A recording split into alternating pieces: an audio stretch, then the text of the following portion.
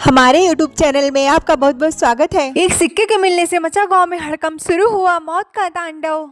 यह सिक्का कोई साधारण नहीं है, यह सिक्का मौत की वजह बन रहा है।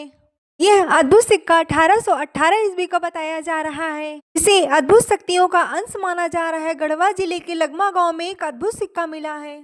यह कोई साधारण धातु का सिक्का नहीं बताया जा रहा है, जिसमें एक ओर हनुमान जी महाराज की आकृति है, दूसरी ओर भगवान राम जी की आकृति अंकित है। यह सिक्का कोई धातु नहीं है, बल्कि जीवन और मृत्यु की वजह बन चुका है।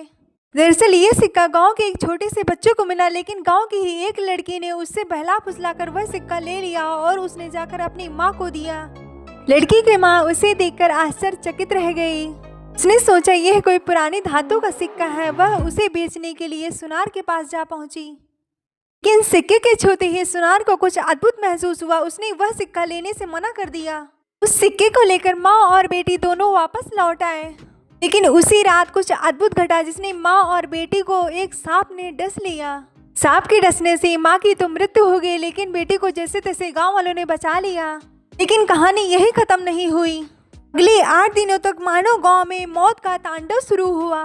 एक के बाद एक सांपों का कहर टूट पड़ा। वह इंसान जो कभी उस सिक्के के पास गया था या कभी उसने उस सिक्के को छुआ था, वह सांप का शिकार बनता गया। लोग इसे सांपों का प्रकोप, कुछ लोग इसे ईश्वरीय प्रकोप मानने लगे। के बाद एक घटना को देखते हुए गांव वालों ने यह फैसला लिया कि जिसमें भगवान की छवि छपी हो वह कोई साधारण वस्तु या अपवित्र नहीं हो सकता। इसे पूजा जाना चाहिए, वरना विनाश थमेगा नहीं।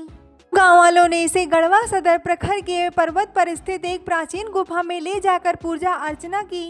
अर्चना के बाद सांपों का कहर थम गया और घटनाएं रुक गईं।